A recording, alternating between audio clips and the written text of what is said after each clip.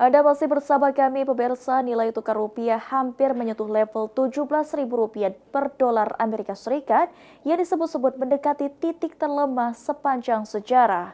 Menurut pengamat ekonomi, kondisi ini menjadi peringatan serius, terutama menjelang Ramadan karena berpotensi menekan harga barang dan daya beli masyarakat.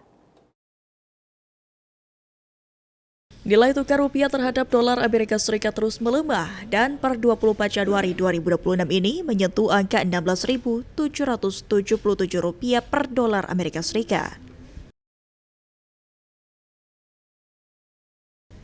Menurut pengamat ekonomi M. Ihsan Hajri, kondisi ini menjadi rekor terendah sepanjang sejarah dan menjadi warning ekonomi di Indonesia khususnya di Sumatera Selatan. Pelemahan rupiah yang dipicu oleh berbagai faktor global beresiko meningkatkan harga barang impor, terutama bahan baku dan energi, yang pada akhirnya dapat mendorong inflasi.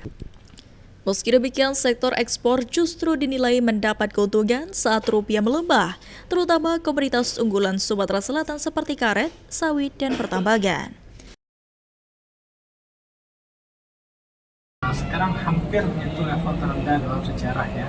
Saya nggak tahu posisi sekarang, kalau kemarin 16.900-an. Ya tentu ini menjadi warning juga bagi kita sebenarnya ke depan, bahwa ini bisa menyebabkan nanti beberapa dampak ya ke kita, ke Indonesia juga.